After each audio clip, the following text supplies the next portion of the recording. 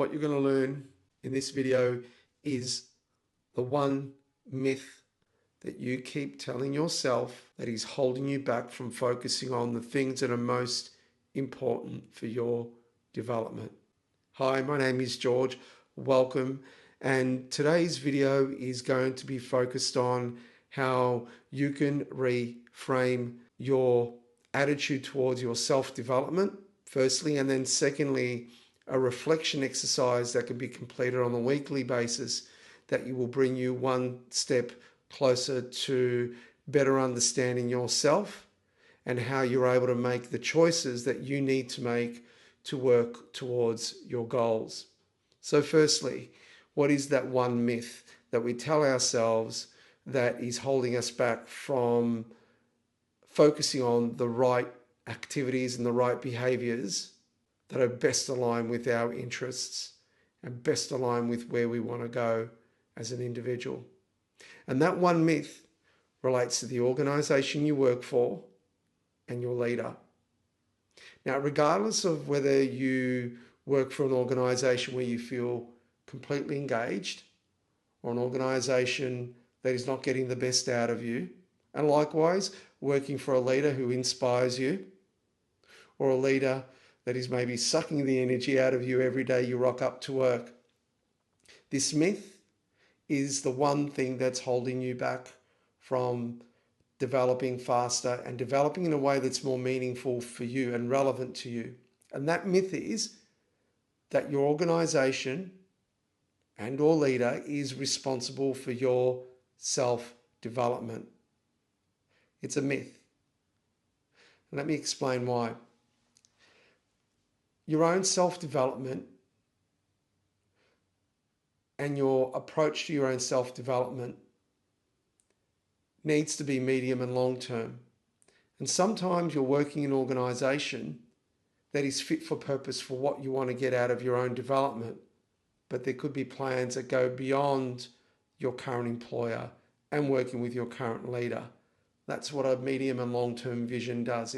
It gives you that opportunity to move beyond the day-to-day activity and really focus on something that is a little more distant. But again, the more distant that goal is,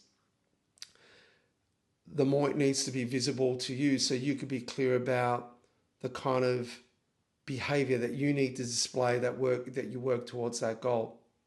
Essentially, your line of sight around what you do today needs to be aligned with where your direction is. So the myth that your organization and or your leader is not responsible for your self-development. Your own self-development is far too important to delegate that to anyone but yourself. You need to reframe your concept and idea around who is responsible for your self-development. It is you and solely you. What a great organization does and what a great leader does is they complement and augment your self-development, but they are not the owners. They are not the custodians of your development. If you happen to get that, if you happen to get a leader where you can have a really valuable performance conversation, a development conversation that you feel inspired, then that's brilliant. And I've been very fortunate in my career where I've worked with many leaders, and not only were they, actually I'm lying, I worked for some leaders that technically weren't great, but they were brilliant leaders. And what I mean by that is that they were able to get the best out of me and the team around them. And that's important, far more important than feeling that you need to be both technically brilliant but also be a great leader. If you've got both, well then awesome. But as a leader of whether it be a small team or a large team, you need to be able to inspire your team towards a common goal. And that common goal is completely independent to your own self-development.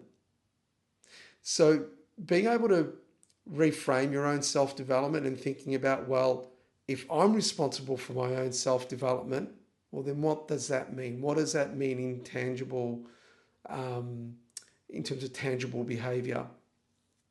And what it means is that the way you plan, the way you view your own development needs to be a lot more precise and needs to be a lot more refined.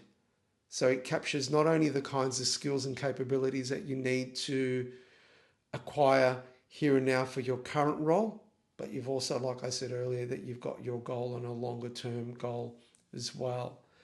So what can you do differently? Firstly, the whole process of goal setting.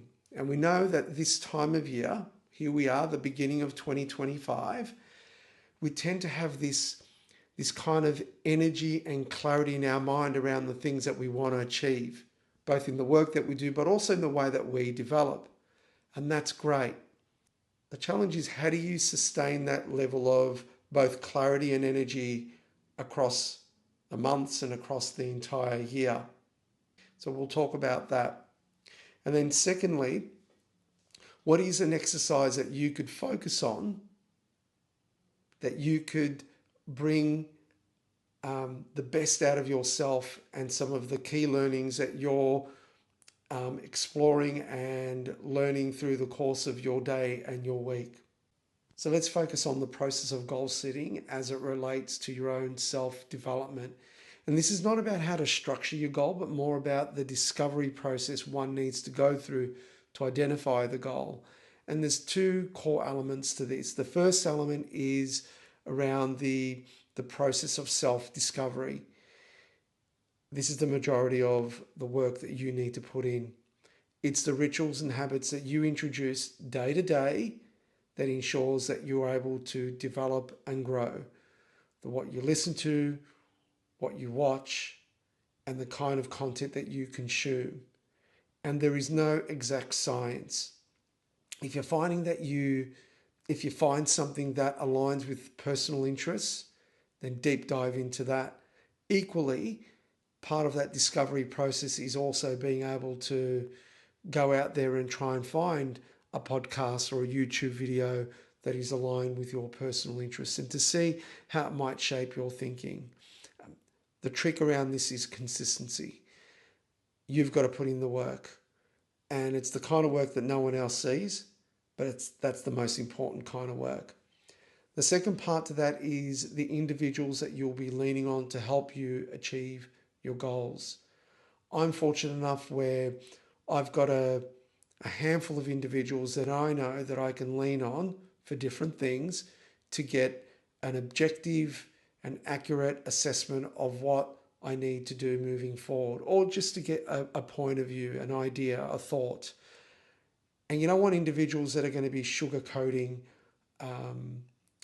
the advice that you're seeking.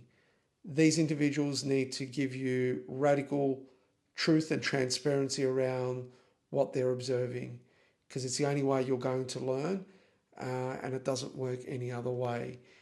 And these individuals will change over time, and these individuals also you can lean on for different their relevant skill sets and how it's going to be important for you in terms of the advice that you need to get. There's nothing better than being able to reflect on an experience and be able to articulate a learning and something that you can do differently moving forward, one action that will move you closer to your goal. And the 3-2-1 reflection exercise is exactly that. I've been doing the 3-2-1 exercise for a number of years now, and it's worked treats. What I've really benefited from is the opportunity to look back on past reflection exercises. I complete on a weekly basis. However, the key is to stay on the bike. If you forget 1 week or you don't get an opportunity to do it because life gets in the way, it's perfectly fine. Just pick it up the week later. The data that you collect, the insights that you collect week on week on week, you will see patterns. And once you see those patterns, then you can make some deeper changes in terms of your own behavior that will help you move you towards your goal. So 3-2-1, what does it look like? Firstly, the 3 relates to what are the 3 lessons learnt during the week, or the 3 things that you learnt about yourself during the week.